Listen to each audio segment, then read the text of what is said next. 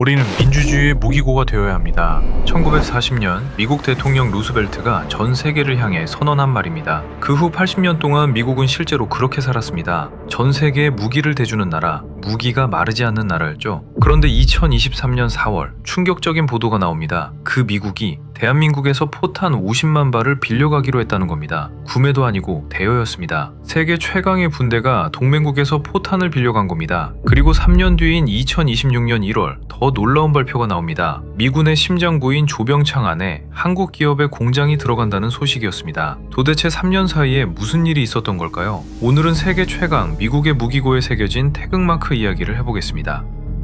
시작은 2022년 2월 우크라이나 전쟁이었습니다. 이 전쟁은 미사일이나 전투기보다 뜻밖에도 가장 고전적인 무기가 승패를 가르는 소모전이 됐습니다. 바로 155mm 포탄입니다. 우크라이나군은 이 포탄을 하루에 3,000발에서 많게는 7,000발씩 쏟아부었습니다. 그런데 당시 미국의 한 달 생산량이 얼마였는지 아십니까? 고작 14,000발입니다. 우크라이나가 사나흘이면 다 써버리는 양이죠. 미군이 훈련에서 쓰는 소모분을 겨우 채우는 수준이었습니다. 미국은 자국 비축분은 헐어서 우크라이나에 보내기 시작했습니다. 그렇게 넘어간 155mm 포탄이 300만 발이 넘습니다. 아무리 미국이라도 버틸 수 없는 속도였습니다. 2022년 8월 미 국방부 재고가 우려할 수준까지 떨어졌다는 진단이 나옵니다. 부랴부랴 중산에 나섰지만 무기고는 하루아침에 다시 채워지지 않았습니다. 탄약 공장은 냉전 이후 수십 년 동안 축소돼 왔고 숙련공도 생산 라인도 부족했습니다. 물론 미국도 손을 놓고 있지는 않았습니다. 2024년 초 미 육군은 그해 안에 생산량을 2배로 늘리겠다고 발표했고 실제로 2024년 말에는 월 4만 발까지 끌어올렸습니다. 펜실베이니아의 탄약 공장들이 24시간 전시 모드로 돌아간 결과였습니다. 하지만 목표였던 월 10만 발은 자꾸만 뒤로 밀렸습니다.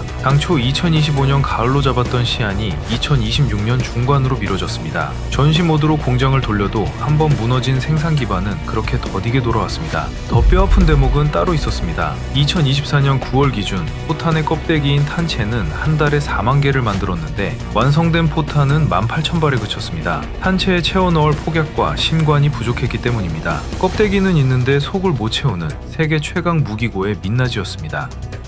다급해진 미국이 지도를 펼쳤습니다. 당장 내줄 수 있는 155mm 포탄을 대량으로 검증된 품질로 갖고 있는 나라, 답은 태평양 건너에 있었습니다. 대한민국입니다. 2022년 11월 월스트리트 저널이 보도합니다. 미국이 한국에서 155mm 포탄 10만 발을 구매한다는 내용이었습니다. 우리 국방부는 조건을 분명히 했습니다. 최종 사용자는 미국이다. 우크라이나의 살상 무기를 직접 지원하지 않는다는 원칙은 그대로다. 생각해보면 이건 전쟁 전이라면 상상하기 어려운 장면입니다. 미국은 6.25 이후 70년 동안 한국에 무기를 팔던 나라지 사가던 나라가 아니었습니다. 그런데 이번에는 방향이 정반대였습니다. 그런데 석 달 뒤인 2023년 2월 미국이 다시 손을 내밉니다. 10만 발을 더 팔라는 요청이었습니다. 한 번이면 급한 불이지만 두 번이면 구조적인 문제라는 뜻입니다. 세계 최강 미군의 무기고가 정말로 비어가고 있었던 겁니다. 그리고 2023년 4월 규모가 완전히 달라집니다. 이번엔 10만 발이 아니라 50만 발, 그것도 판매가 아니라 대여라는 전례를 찾기 힘든 방식이었습니다. 50만 발이 어느 정도 규모인지 감이 오십니까? 당시 미국의 월 생산량 14,000발로 꼬박 3년을 만들어야 하는 물량입니다. 그걸 한 나라가 한 번에 내줄 수 있었던 겁니다. 왜 하필 대여였을까요? 팔아버리면 그 포탄의 최종 행선지를 놓고 부담이 커집니다. 하지만 빌려주는 것이라면 소유권은 여전히 대한민국에 있습니다. 우크라이나 살상무기 지원 불가라는 원칙과 동맹의 다급한 요청 사이에서 찾아낸 절묘한 수였습니다. 미국의 계획은 이랬습니다. 한국에서 빌린 50만 발로 자국 비축분을 채우고 원래 갖고 있던 포탄을 우크라이나로 보낸다. 무기를 주던 나라가 무기를 빌리는 나라가 된 역사적인 순간이었습니다. 물론 이 과정이 매끄럽기만 했던 건 아닙니다. 2023년 4월 미국 기밀 문건 유출 사태가 터지면서 민감한 내용이 함께 드러났습니다. 유출 문건에는 한국산 포탄 33만 발의 이송 일정까지 담겨 있었던 것으로 보도됐습니다. 국내에서는 논란이 일었습니다. 대여라고 하지만 결국 우크라이나를 돕는 우회 지원 아니냐는 지적이었죠. 정부는 최종 사용자가 미국이라는 점을 거듭 강조했습니다. 정부가 고심한 대목은 또 있었습니다. 포탄에 새겨진 메이드 인 코리아. 만에 하나 한국산 표기가 박힌 포탄이 러시아 쪽에 떨어진다면 외교 문제로 번질 수 있다는 우려였습니다. 실제로 러시아는 여러 차례 경고를 보냈습니다. 한국이 우크라이나에 무기를 대면 양국 관계가 무너질 수 있다는 압박이었습니다. 그 사이에서 한국은 원칙과 동맹 사이에 아슬아슬한 줄타기를 이어갔습니다. 그런데 미국은 왜 이렇게까지 복잡하고 조심스러운 구조를 감수했을까요? 답은 간단합니다. 다른 선택지가 없었기 때문입니다. 나토 규격의 155mm 포탄을 이 규모로 이 속도로 내줄 수 있는 나라는 지구상에 사실상 없었습니다.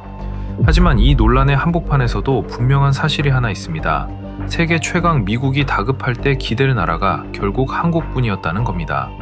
유럽의 전통 방산 강국들이 아니라 왜 하필 한국이었을까요? 답은 역설적이게도 한국이 아직 전쟁이 끝나지 않은 나라라는 데 있습니다.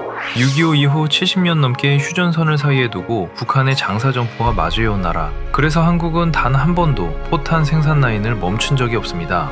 냉전이 끝났다며 세계 각국이 탄약 공장을 닫아갈 때 한국은 반대로 달렸습니다. 그 결과가 지금의 압도적인 숫자입니다. 한국의 155mm 포탄 생산 능력은 연간 최대 150만 발 수준으로 평가받고 비축량은 300만 발이 넘는 것으로 추정됩니다. 유럽 전체가 생산량을 끌어모아도 우크라이나의 소모 속도를 따라가지 못하던 시절 한국은 혼자서 그 규모를 감당할 수 있는 몇 안 되는 나라였습니다. 오죽하면 해외에서 한국을 두고 화력의 징심인 나라라는 말까지 나왔겠습니까? 실제로 문을 두드린 건 미국만이 아니었습니다. 포탄이 바닥난 유럽 각국도 한국에 손을 내밀었다는 보도가 이어졌습니다. 세 개의 무기고들이 한꺼번에 극동의 한 나라를 쳐다보기 시작한 겁니다. 폴란드가 대표적입니다. K2 전차와 K9 자주포를 대규모로 사가면서 국내 업체와 포탄 공급 계약까지 함께 챙겼습니다. 무기를 팔면 탄약이 따라가는 K 방산 패키지 수출의 시작이었습니다. 품질도 이미 검증돼 있었습니다. 한국산 155mm 포탄은 나토 규격과 호환되고 K9 자주포와 함께 사거리 50km 이상을 실전 검증했습니다.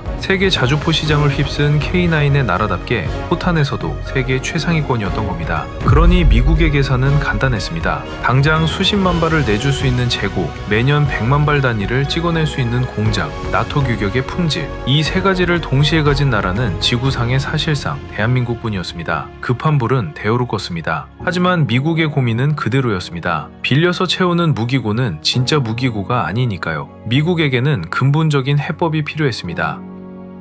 그리고 2026년 1월 미 육군의 발표에 전 세계 방산업계가 술렁였습니다. 아칸소주 파인블러프 조병창, 미군 탄약 생산의 심장부에 한국 한화의 미국 법인이 들어간다는 내용이었습니다.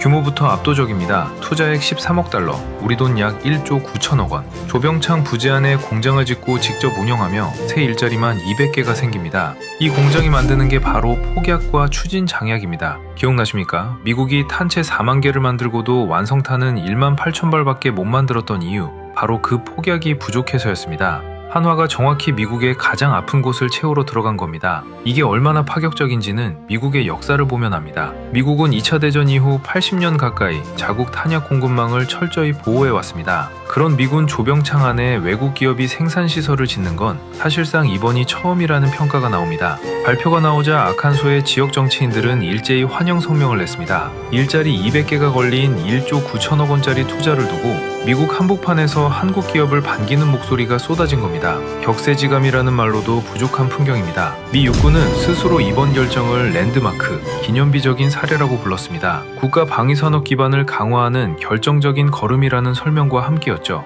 세계 최강 미군이 무기고의 안방 열쇠를 한국 기업에 내준 겁니다. 물론 아직 절차는 남아 있습니다. 미 육군은 세부 협상을 몇 달 안에 마무리하겠다고 밝혔습니다. 하지만 방향은 이미 정해졌습니다. 미군이 직접 발표한 되돌리기 어려운 공식 결정입니다. 이 장면 어딘가 낯익지 않으십니까? 조선소가 멈춘 미국이 한국 조선소에 군함 정비를 맡기더니 이제는 탄약 생산까지 한국의 손을 빌립니다. 미국 방위산업의 빈자리를 대한민국이 하나씩 채워가고 있는 겁니다. 2023년에 대여가 급한 불을 끄는 임시방편이었다면 2026년의 조병창 입성은 구조 자체를 바꾸는 사건입니다. 이제 미군 포탄의 심장이 한국의 기술로 미국 땅에서 뛰게 됩니다. 생각해보면 기막힌 반전입니다. 6.25 전쟁 때 우리는 미국이 대준 포탄으로 나라를 지켰습니다. 그로부터 70여 년, 이제는 그 미국이 한국의 포탄을 빌리고 한국의 공장을 자기 무기고 안에 들이는 시대가 됐습니다. 물론 어깨가 무거워진 것도 사실입니다. 세계가 한국의 공장을 쳐다본다는 건 그만큼 세계가 불안하다는 뜻이기도 하니까요. 하지만 분명한 건 그 불안한 세계에서 대한민국이 서 있는 자리가 어느 때보다 단단해졌다는 사실입니다. 민주주의의 무기고를 자처하던 나라가 흔들릴 때 그 무기고를 채워준 것은 극동의 동맹국이었습니다. 받는 나라에서 주는 나라로, 지켜지던 나라에서 지켜주는 나라로 대한민국 방위산업이 서 있는 자리가 그만큼 달라졌습니다. 대한민국의 포탄은 이제 세계의 무기고를 채웁니다. 이런 K방산의 이야기가 더 궁금하시다면 구독과 좋아요 부탁드립니다. 다음 영상에서 또 찾아뵙겠습니다.